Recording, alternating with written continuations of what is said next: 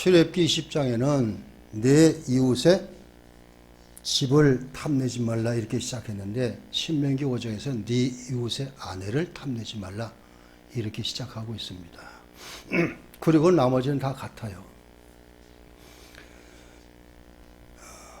이 두 성경 구절을 보면서 제가 느낀 것은 퍼뜩 생각나는 게 로마 가톨릭 교회 거기는 십계명을 1, 2계명을 묶어서 1계명으로 삼고 우리가 말하는 십계명을 둘로 나눠 가지고 9계명, 10계명으로 그렇게 하고 있어요. 그러나 제가 현대 다닐 때에 루터교 목사님이신데 그분이 베델 성서를 직접 강의를 하고 책을 쓰신 분인데 그분을 우리 회사로 초청해 가지고 일주일에 한 번씩 베델 성서를 했었어요. 그때 공부할 때도 루터교에서 똑같이 천주교가 똑같이 하더라고요.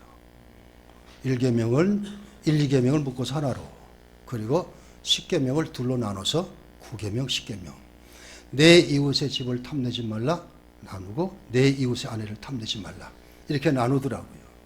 그래서 제가 비록 회사 다니면서 신호에서 베델 선서를 공부하느라고 그 교회도 가서 2년인가 3년 동안 다니고 베델 성서 가르칠 수 있는 자격도 받고 이랬는데 느낀 게 이 루터교회는 천주교하고 개신교하고 딱 중간에 서 있구나.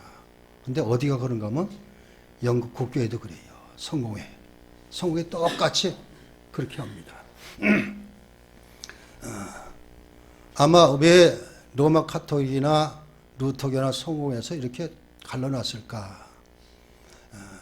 우리는 로마 가톨릭 교회는 알 수가 있어요. 그렇게 갈라놓은 게 뭘 만들어 놓고 절하지 말라 했는데 만드는 게 너무 많잖아요. 천주교에서는. 거기다 절하고 빌고 그러니까. 그러니까 그걸 할 수 없으니까 1계명, 2계명 묶어서 하나로 그렇게 할 수뿐이 없어요. 그러니까 10계명 만들니까 10번째 계명은 신명기나 출애굽기가 처음이 시작이 다르니까 그걸 둘로 나눠 버렸어요.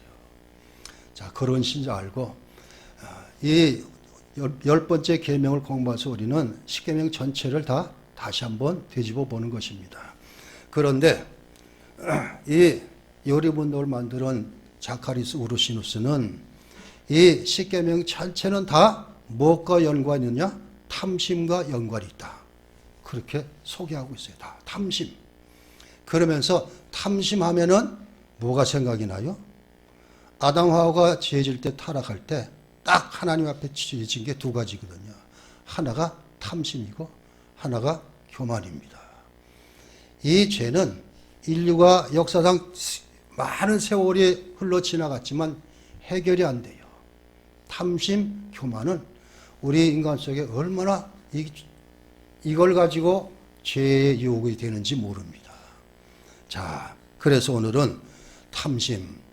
여기에 다 안 걸리는 계명이 없습니다. 1계명부터 시작해서 전부가 다 탐심과 연관이 되고 있습니다. 그래서 우르시누스는 이 계명을 마치면서 종합하면서 탐심 얘기를 참 많이 합니다.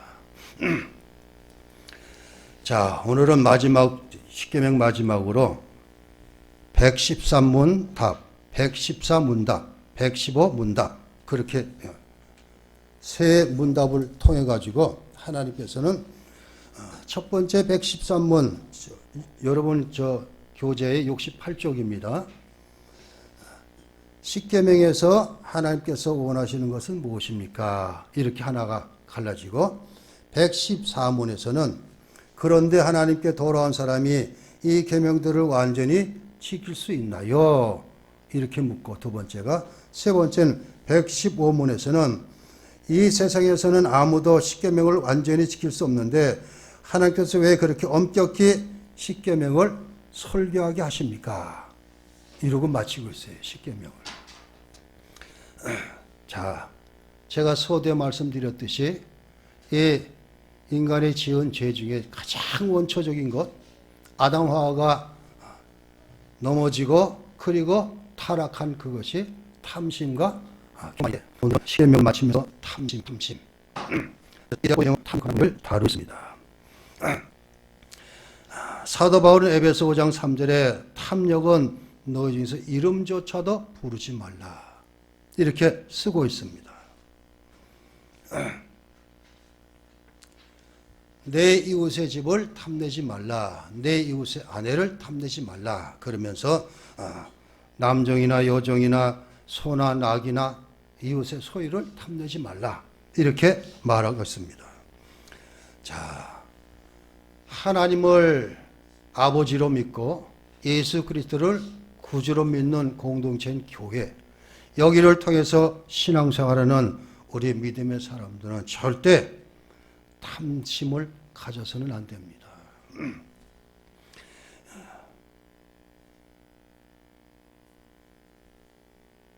탐심이 이 공동체 안에서 뿌리가 내려지고 싹이 나고 무성해지면은 무너지고 맙니다. 그래서 하나님의 백성들에게 반드시 이 탐심은 제거될 대상입니다.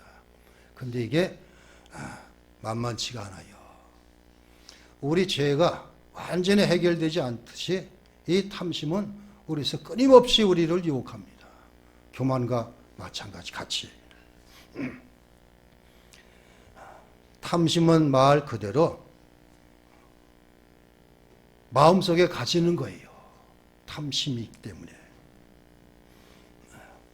이렇게 마음을 가지게 되면은 어떻게 돼? 행동으로 나오게 되어 있습니다. 그래서 죄를 짓게 됩니다. 그래서 이웃의 것을 알게 모르게 내 것으로 만들려는 그런 생각, 마음이 들게 되고, 그러다 보니까 힘으로 억압하고 속이기도 하고 그리고 탈취하기도 하고 이렇게 합니다.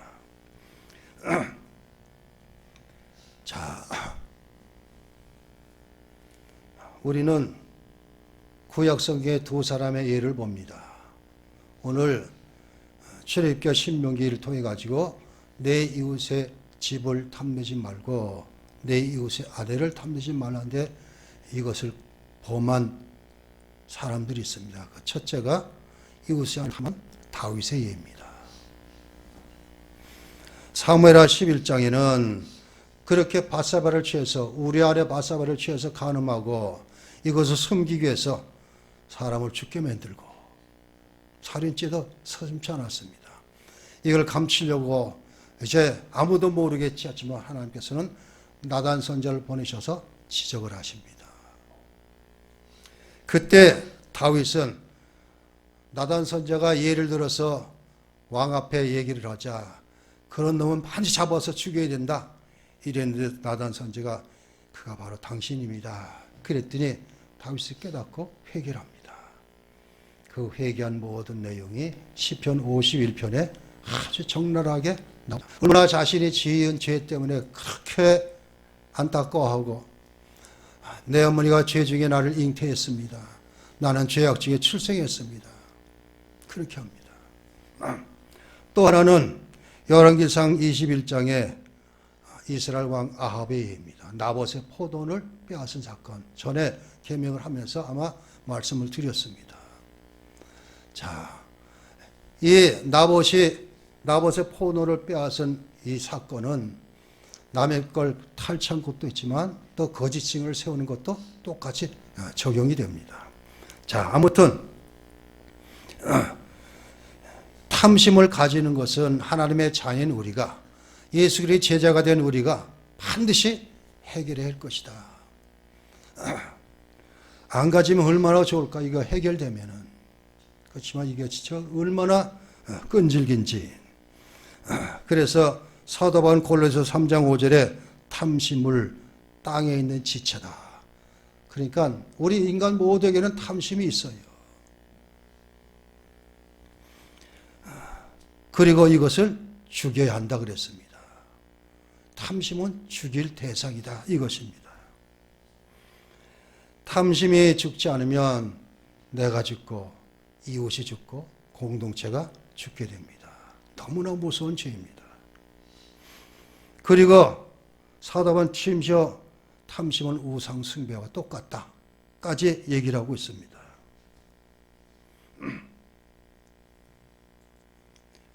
마음속으로 가지게 되면 반드시 때가 되면 행동으로 나타나게 되어 있습니다.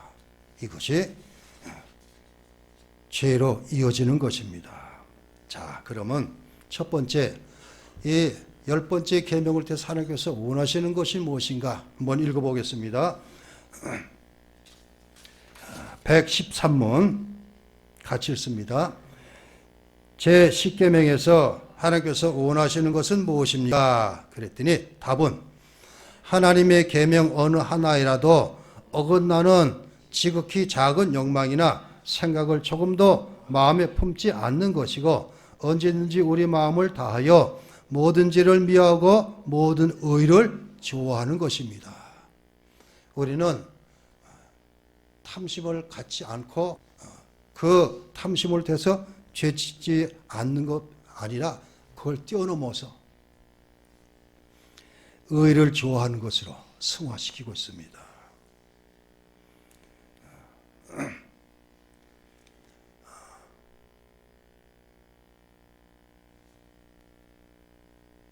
개혁주의가 시작된 지 얼마 되지 않아서 이제 칼빈 후예들이 야콥 알미누스라는 사람이 태어났습니다. 그리고 이 사람이 같은 개신교 계통이지만 그래도 사상이 틀려가지고 알미니안주의를 만들어냅니다. 우리 칼빈주의와 정반대되는 그런 학설을 집어내가지고 도르투에서 항변하면서 5개 조항을 만들어냅니다. 이것은 우리 칼빈주의 5대 교리하고는 비슷하지만 틀립니다. 여러분들은 우리 칼빈주의 5대 교리, 칼빈이 얘기해가지고 칼빈의 후예들이 5대 교리를 만들어냈어요. 이 알미니우스 이것 때문에 도르투에서. 첫째가 인간의 전적인 타락입니다.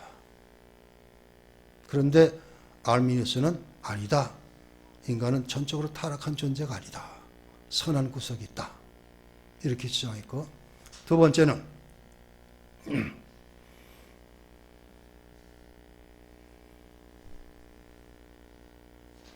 하나님의 무조건적인 선택.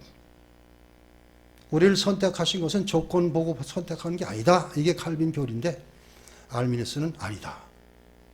하나님께서는 우리가 믿음의 여부를 따라서 선택해 놓으셨다. 이렇게 일하고 있습니다.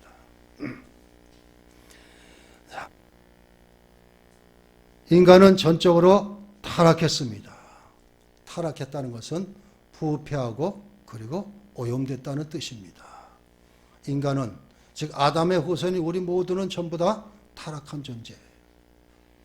부패하고 더러움으로 오염된 존재다 이것입니다. 그래서 하나님께서는 하나님의 자녀들이 그런 것에 빠지지 않기를 원하시고 있습니다. 그 대표적인 죄가 아까도 말씀드린 탐심과 교만인데 끊임없이 우리를 미혹하고 유혹합니다. 넘어뜨리려고.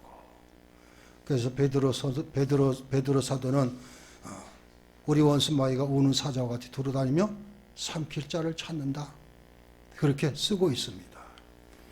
우리 원수 마귀는 그렇게 합니다.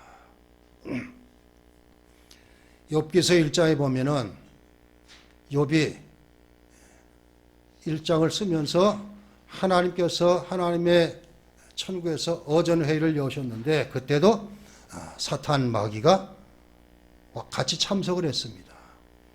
그러자 하나님께서는 너 어떻게 다 왔느냐 그랬더니 성경 욥기서 1장에서는 여기저기 두루 다니다가 왔습니다. 이래요. 이 마귀는 여기저기 두루 다니면서 삼킬 자를 찾아요. 미혹해서 넘어뜨리게 합니다. 우리 속에 탐심과 교만을 집어넣어가지고 넘어지게 하고 오늘날에는 직접 마귀가 사탄이 그러진 않지만 오늘날에 특히 인간들을 통해 가지고 넘어지도록 합니다. 자, 이 탐심을 해결하지 못하면은 10가지 계명을 다 포함하는 그런 것이 남아 있습니다. 다른 말로 말해서 탐심이 있으면 10계명 하나도 다 지킬 수 없다. 이게 저자의 생각입니다. 오르시누스가. 사람이 탐심을 해결하지 못하고 이것을 속에 가지고 있으면은 하나님 말씀이 멀어지게 됩니다. 자꾸 잊혀지게 됩니다. 욕심이 잉태한 즉 죄를 낳기 때문에 죄가 들어오면은 하나님 말씀이 점점 멀어질 수뿐이 없습니다.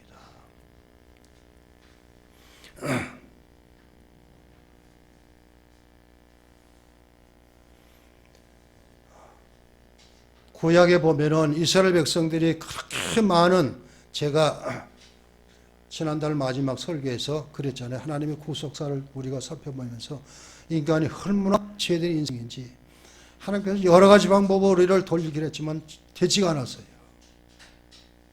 결국 해결할 길은 아들 예수를 보내는 것뿐이 없었다 그랬습니다.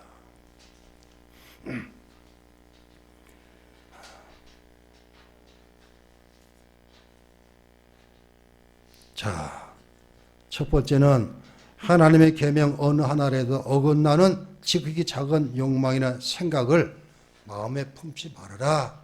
이것입니다. 이제 113문 답을 통해 가지고 시편 78편을 보면은 광야 생활과 출애굽 사건이 기록되어 있는데, 자 18절에 보니까 그들의 탐욕대로 음식을 구하여 그들의 심중에 하나님을 시험했다. 시편 기자는 그렇게 적고 있습니다. 그리고 19절에서는 그것 때문에 하나님을 대적했다. 그리고 22절에서는 하나님이 이 광야에서 어찌 우리에게 먹을 걸 주시겠느냐? 그렇게 적고 있습니다. 그런데 같은 78편 20절에 그들에게 만나를 비같이 내려 먹이시며 하늘의 양식을 그들에게 주셨다고 시편 기자는 적고 있습니다. 그렇게 불평하고 대적하고 이랬습니다. 하나님께서는 그렇게 양식을 주셨다. 신명기 8장 2절에 보면은 하나님께서 광야 40년 동안 광야길을 걷게 하신 의미가, 왜 이들을 40년 동안 헤매도록 하셨는가? 다른 게 없습니다. 그 이유는 하나님께서 그들을 낮추셔서 하나님 말씀을 지키는지 그렇지 않는지 알기 위해서, 내 말씀을 지키는지 지키지 않는지 보기 위해서, 시험하기 위해서 그러셨다. 신명기 8장 2절. 또 만나를 먹이신 이유에 대해서, 만나를 내게 먹이신 것은 사람이 떡으로만 사는 것이 아니요 여호와 입에서 나오는 말씀으로 사는 줄 내가 알게 하려 함이니라. 이것은 예수님께서 마태복음 4장에 시험 받으실 때에 사탄을 물리친 말씀이기도 합니다. 사람이 떡으로만 사는 게 아니라 하나님이 우러난 모든 말씀으로 사는 것. 하나님의 백성인 우리는, 교회 공동체 안에 성도로 들어간 우리들은 하나님의 말씀으로 우리가 양식을 삼고 그것을 말씀대로 살게 되면 하나님께서는 말씀하신 대로 공급해 주신다 하는 것을 보여주고 있습니다. 왜 이스라엘 백성들이 광야에서, 애굽에서 나왔던 사람들은 다 죽고 광야에서 새로 태어난 사람들만 들어갔을까? 이 우르시누스는 그들이 광야에서 다 죽은 것은 탐심 때문이다. 이것 때문에 하나님을 멀리하고 대적하고 불순종하고, 하나님께서 과연 그러실 뿐이냐? 이렇게 조롱하고 이랬다 그것입니다.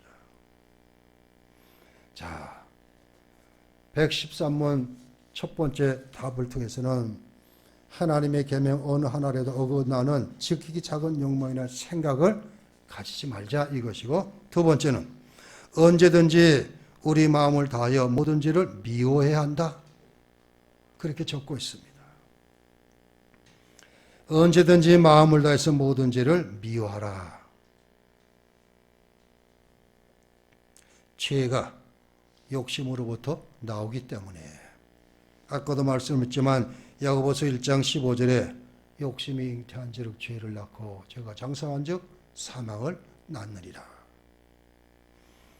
욕심을 가지면 죄와 연결이 되고 그리고 죄 짓게 됩니다. 또 세 번째는 모든 의를 쫓아하게 하는 것. 하나님께서는 하나님의 백성이 모든 의를 좋아하는 특성을 가지기를 원하시고 있습니다. 즉 여기서 모든 의는 하나님의 의입니다. 하나님의 뜻과 관계가 되고 있습니다. 하나님의 뜻에 순종하는 것, 또 그 하나님의 말씀에 기뻐하는 마음, 바로 이것을 요구하시고 있습니다. 모든 의를 좋아하게 하는 것. 생각이나 마음도 갖지 말자. 그런 다음에 이렇게 죄짓게 하는 것을 미워하고, 그리고 더 거룩한 것, 의를 추구하는 삶을 살자, 이것입니다.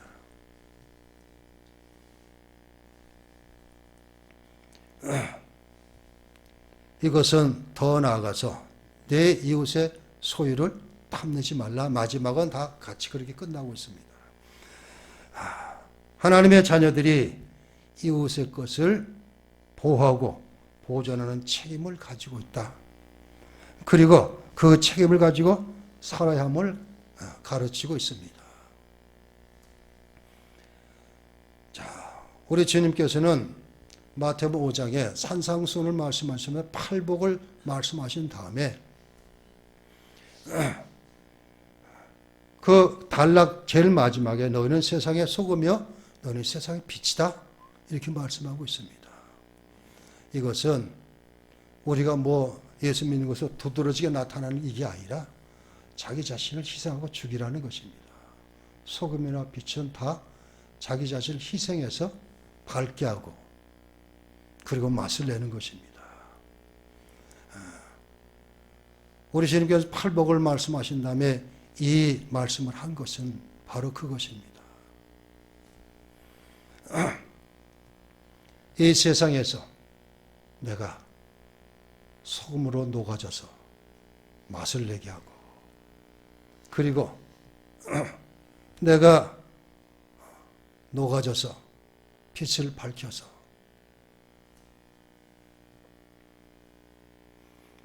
이것은 바로 세상을 향해서, 이웃을 향해서 하는 행동입니다. 주님은 자신을 내주시려고 희생하시려고, 그러면서 제자들에게 너희도 나를 따르라, 나와 같이. 그렇다면 지금도 이 말씀은 변함이 없습니다. 우리가 나는 죽고 그리스도만 살고 나는 희생하고 이웃을 살리는 삶을 사는 일, 이것입니다. 탐심을 버리는 일부터 시작하면 그렇게 할 수 있다, 이것입니다.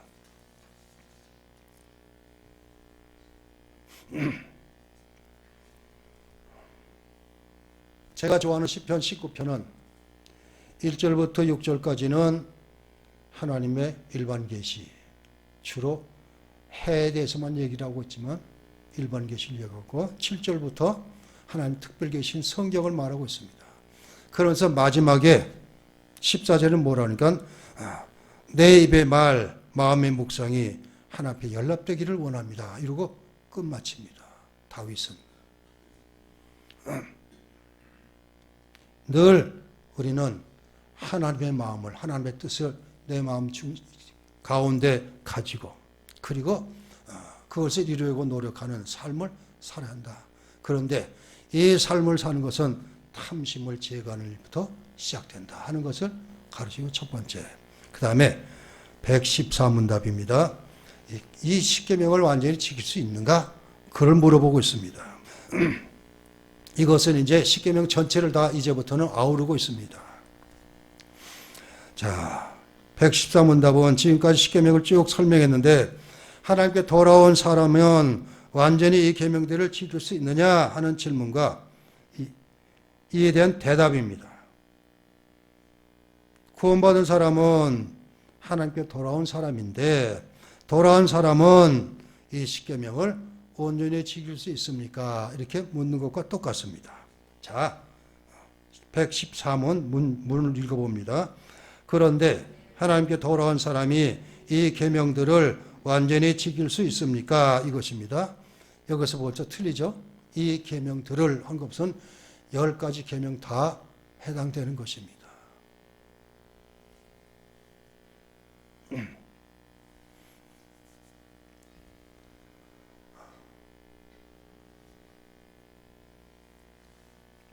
제가 책을 자주 사서 보는데 외국 목사님 책은 뭐 많이 봤는데 한국 목사님 책 중에서는 제일 저하고 마음에 드는 사람이 딱 한 분이 있어요. 박순영 목사님이라고. 참 이분은 책을 잘 썼는데 이분이 일계명에 대해서 직접적으로 써놓은 책이 있어요. 일계명은 지키지 못하면 다 못한다. 다 연결이 된다. 십계명 자체가 다. 그래서 쓴 책이 있습니다. 바로 이 저자도 마찬가지입니다. 하나님께 돌아온 사람, 구원받은 하나님의 자녀가 이걸 온전히 다 지킬 수 있습니까? 묻고 있습니다. 답을 읽습니다. 답, 아닙니다. 가장 거룩한 사람이라도 이 세상에 살 동에는 이러한 순장을 겨우 시작했을 뿐입니다. 그러나 그들은 굳은 결심으로 하나님의 일부 계명안이 아니라 모든 계명에 따라 살기 시작합니다. 이렇게 답을 내고 있습니다. 자, 여기서 제가 조직신학을 개론적으로 딱 해가지고 강의안을 제가 갖고 있어요. 제 나름대로. 그래서 서론, 우리 조직신학은 우리 개혁 측에서는 7개 단계를 보고 있는데 서론, 신론, 인간론, 기독론, 구원론, 교회론, 종말론 이렇게 7가지입니다. 근데 인간론을 제가 하면서 인간은 세 부류로 나눈다. 첫째가 창조 상태에 있던 인간, 타락에 죄 빠진 인간, 그다음에 세 번째 은혜 안에 있는 인간. 이렇게 인간론을 셋으로 나눌 수 있어요. 오늘 오롯이는 그걸 얘기하고 있어요, 지금. 그래서 첫째로 죄로 인해서 부패하기 전 사람은 어떤 상태에 있었나. 즉 아담 하와는 죄 짓기 전에 어떤 상태였는가 이것입니다. 자, 하나님께서는 하나님 형상과 모양으로 지었기 때문에 선하고 완전하게 만드셨습니다. 인간론을 하면은 이 세 부류의 인간을 논하고 있는데 첫째, 창조 시의 인간은 잠깐 하다가 끝나고 말아요. 금방 타락에 지어졌으니까. 그 다음에 두 번째는 타락 죄 안에 있는 인간은 전체가 다 그거예요. 그리고 은혜 안에 있는 인간은 예수 믿고 구원받은 사람들. 이렇게 되고 있습니다. 자, 아담 하와가 하나님께 불순종하고 타락한 이후에는 어떤 상태냐? 전적으로 타락하고 부패한 상태다 이것입니다. 그렇기 때문에 전적 타락이라는 교리가 나오게 됩니다. 그래서 이렇게 전적으로 부패한 타락한 상태의 인간은 로마서 8장 7절의 말씀대로 하나님 법에 굴복하지 않을 뿐 할 수도 없다. 사도 바울은 그렇게 얘기를 하고 있어요. 타락한 인간은 하나님 말씀을 받아들일 수도 없고 굴복할 수도 없고 아무것도 할 수 없다. 이렇게 말해주고 있습니다. 에베소 2장 3절에는 본질상 진노의 상태로 태어났다. 이렇게 말하고 있습니다. 시편 51년에 다윗이 했더래서 내 어머니가 죄 중에 나를 잉태하였나이다. 내가 죄 가운데 출생하였으며 이렇게 했듯이. 세 번째는 하나님의 은혜로 말미암아 예수 그리스도 믿고 중생한 사람은 어떤 상태냐 이것입니다. 자, 오늘 114문답은 바로 이 사람들이 얘기하는 거예요. 예수 믿고 구원받은 하나님의 사람들은 과연 어떠냐 이것입니다. 온전히 지킬 수 있느냐?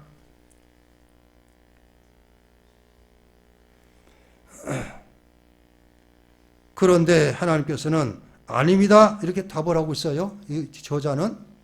그러면서 아닙니다 하면 우리는 희망이 없는데, 그런데 이 저자는 가장 거룩한 사도 이 세상에 살 때에는 이러한 순장을 겨우 시작했을 뿐입니다. 이제 겨우 시작한다 이것입니다.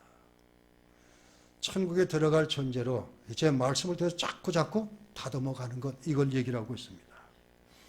만약 이것이 불가능하다면 우리에게는 희망이 없죠. 그렇지만 그렇지 않기 때문에 요한 사도는 요한일서 5장 3절에 하나님을 사랑하는 것은 이것인즉 우리가 그의 계명들을 지키는 것이라. 하나님을 사랑하면 계명들을 지키는 것이래요. 그렇다면 지킬 수 있는 희망이 있다 소리입니다. 완전히 지킬 수 있느냐? 그것은 아직 아니다. 얘기를 하고 있습니다. 그래서 솔로몬은 전도서 7장 20절에 선을 행하고 전혀 죄를 범하지 않은 의인은 세상에 없다. 선을 행하고 전혀 죄를 범하지 아니하는 의인은 세상에 없다. 그래서 로마서 3장 10절에 의인은 없는 하나도 없다. 사도 바울이 말한 것과 같습니다.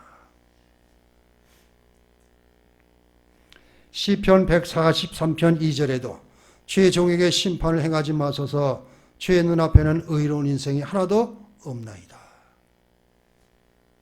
의로운 인생이 하나도 없다 얘기하고 있습니다. 다윗의 시입니다. 하나님부터 구원받은 내 마음에 꼭 든다 했던 다윗에 대한 얘기입니다. 그러면서 거룩한 사람이라 해도 이 세상에서 떠난 이 순종을 겨우 시작했을 뿐입니다. 이렇게 답하고 있습니다. 이 땅에서는 바로 시작입니다. 그러면서 시작했으니까 말씀에 따라 순종하면서 이 길을 가야 합니다. 이 삶을 살아야 합니다. 그런 소망을 가지고 살고 그리고 말씀을 되새기는 날마다 새로지고 자라가야 합니다. 장성해져 가야 합니다. 그리스도의 장성한 분량까지 자라가라 이랬듯이 경건의 모양만 갖고 있지 말고 경건의 능력을 가져라 이랬듯이 베드로전서 2장 2절에 갓난아이들같이 순전하고 신령한 젖을 사모하라. 이는 그로 말미암아 너희로 구원에 이르도록 자라게 하려 함이라 말씀하고 있습니다. 신령한 젖을 사모하라. 하나님 말씀을 사모하고 말씀을 내 속에 채우게 되면 자연스럽게 자라가게 된다 이렇게 얘기를 하고 있습니다.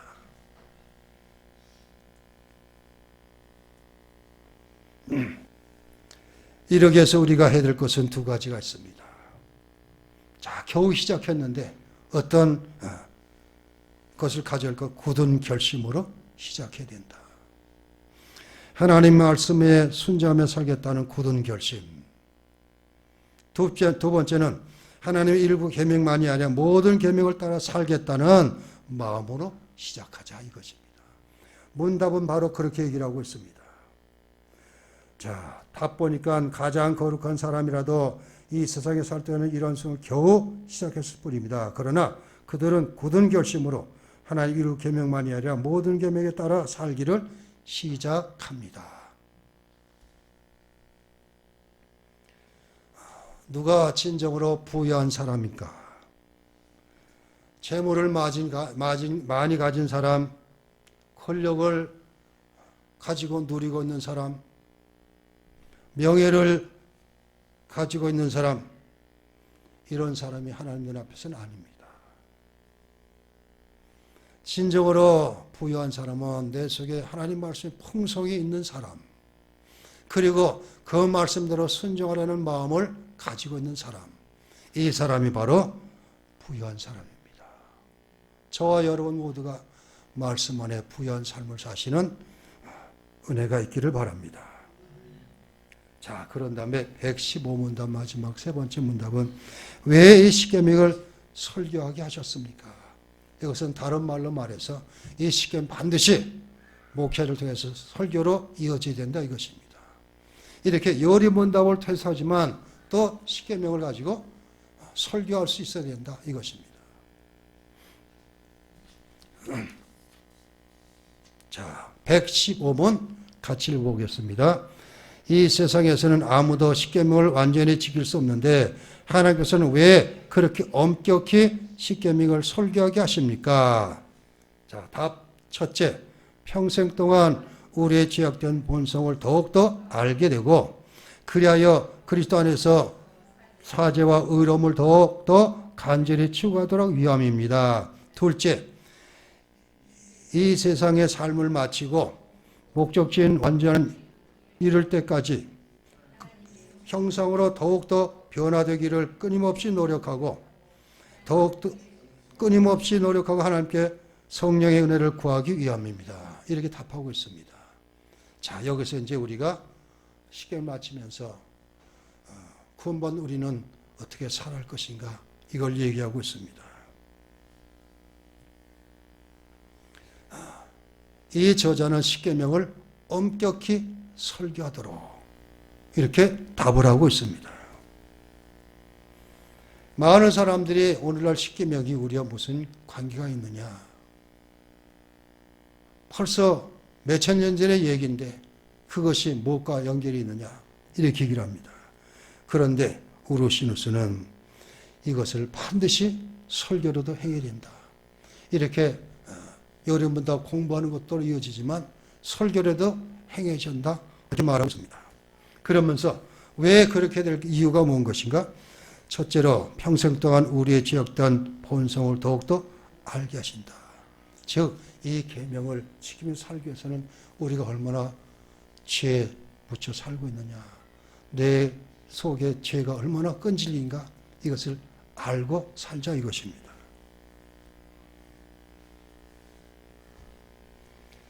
로마서 3장 20절에 율법의 행위로 그 앞에서 의롭다 할 사람은 없다 하시면서 율법으로는 죄를 깨달음이라. 율법을 주신 것은 죄를 깨닫게 한 것이다.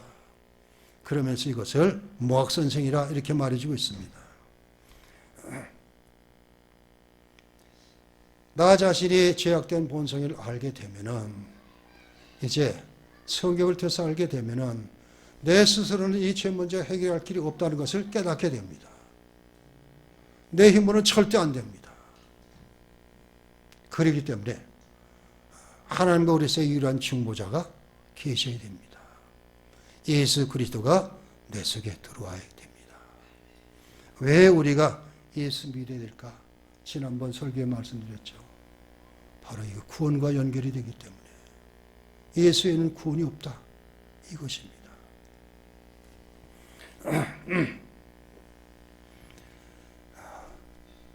자, 제가 늘 자주 말씀드리는데 예수 외에는 구원이 없습니다, 이것을 말하기 위해서는 두 군데 성경 구절을 봐야 알아요. 첫째가 요한복음 14장 6절, 여러분 잘 아시는 성경 구절입니다. 내가 곧 길이요 진리요 생명이니 나로 말미암지 않고서는 아버지께 올 자가 없느니라, 이것입니다. 예수님을 통하지 않고 아버지께 갈 사람이 없어요. 오직 그래서 예수 믿어야 되는 거예요.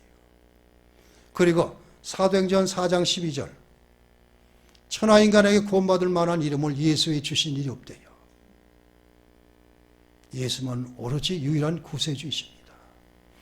하나님의 유일한 중보자이시고 멜기세덱 반차를 따른 대제사장이시고 예수님을 통하여 절대 구원이 없다, 이것입니다.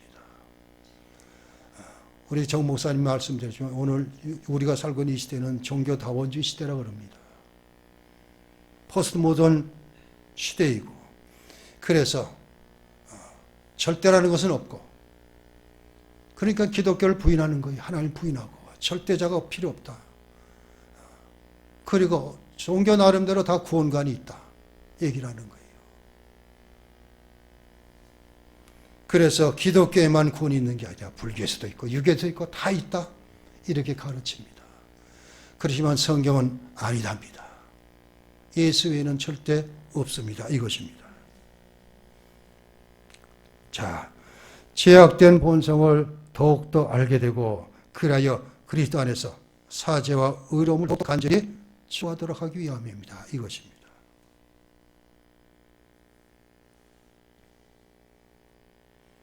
다른 말로 말해서 예수 몰랐을 때는 우리가 어떻게 살았어요? 내 생각대로 살았어요. 나 중심으로. 죄인지도 모르고 그렇게 살았습니다. 근데 성경은 그게 다 죄라 얘기를 하고 있습니다. 저는 서울 종로구에서 태어났습니다. 본적이. 그리고 낙원동에 있는 교동국민학교를 나왔고 충동중학교, 동북고등학교, 중앙대 이렇게 다 다녔습니다. 순 서울 토박입니다. 저는. 그런데 제가 살았던 그 종로 낙원동에, 익선동에는 내 본적에는 교회를 못 봤어요. 제가 어렸을 때. 없어요, 교회가. 교회라는 것은 다 상상도 못했던 거지. 그러니까 그렇게 살았었어요. 그러다가 우리 사모 만나서 예수를 알게 되고 믿게 되고 목사가 되고 이랬습니다. 내가 예수 몰랄 때 사는 것은 죄인지도 모르고 살았어요. 그렇지만 예수 믿고 나니까 그 모든 것이 다 죄 중에 살았던 거예요. 이 죄를 해결할 길은 오직 예수 그리스도 뿐이시다. 이거 답은 그거예요. 내 죄악된 본성을 깨닫고 예수 그리스도의 의를 던지는 삶을 살고 그 부단히 노력하며 사는 것이다. 이것입니다. 우리는 이렇게 거듭나고 구원 받은 하나님의 자녀가 되었지만 그래도 죄는 우리를 미혹합니다. 우리 원수 마귀는 우리를 넘어뜨리려고 부단히 노력합니다. 그러다 보면 넘어질 때가 있고 하나님께서는 또 깨닫게 하시고 이렇게 세우시고 이렇게 하십니다. 예수 그리스도를 믿는 믿음은 절대 떠나지 않고 흔들지 말아야 합니다. 이게 가장 중요한 일입니다. 왜 예수만 믿어야 할 것인가? 구원과 하나님의 자녀와 직결되기 때문에.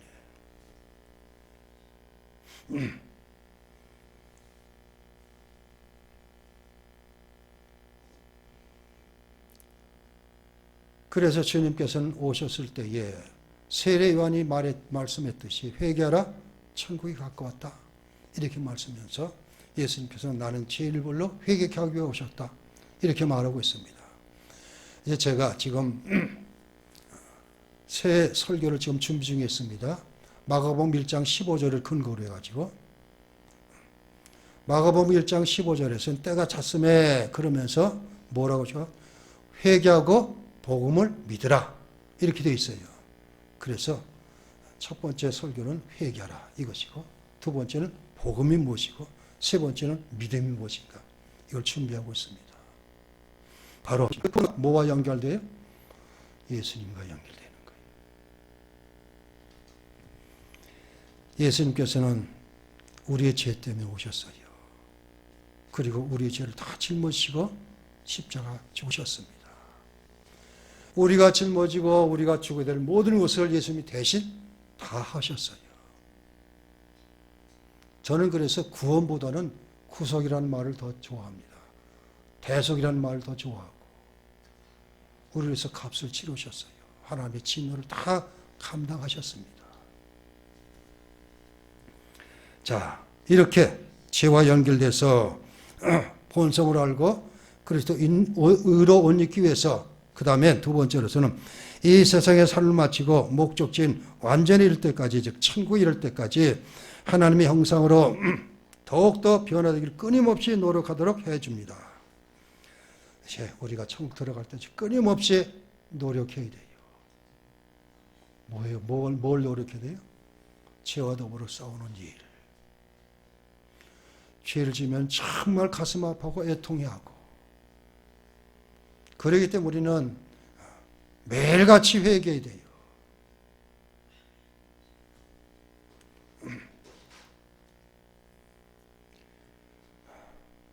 그래서 개혁자인 루터는 우리는 죄인인 동시에 의인이다 이렇게 얘기를 하고 있습니다. 죄인인 동시에 의인이다.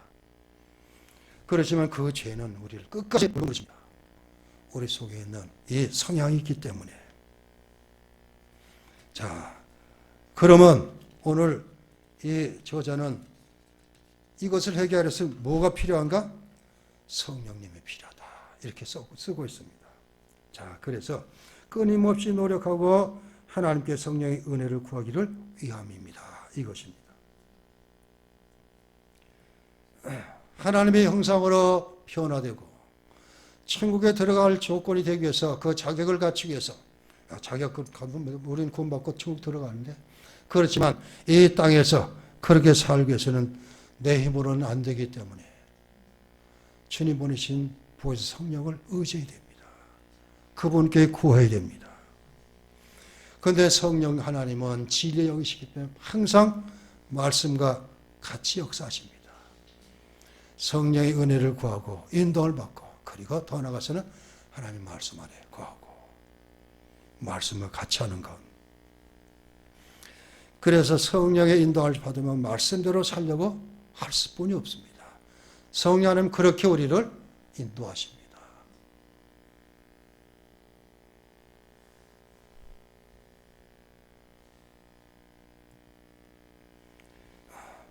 그런 다음에 이제 이 저자는 본인 자신이 이 요리문들 문답을 해놓고서 해설서도 만들었어요. 번역본을 제가 보고 있는데 거기서는 하나를 더 해가지고 더 요구를 하고 있습니다.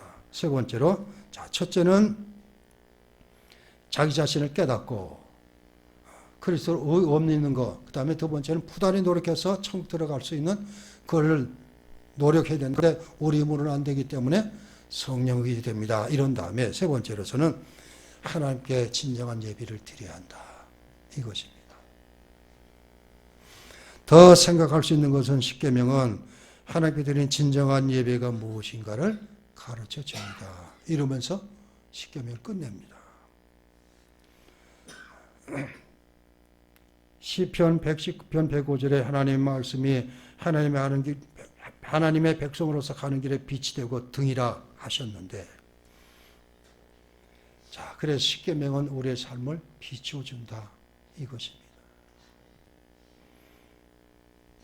그리고 더 나아가서는 우리가 세상 사람과 다른 존재이다, 구별받은 존재이다 하는 것도 알게 해주고, 그리고 이 하나님의 인도하면 있는 참된 교회는 이 십계명을 부단히 가르치고 있습니다. 자, 십계명은 오늘 우리와 상관없는 계명이 아닙니다.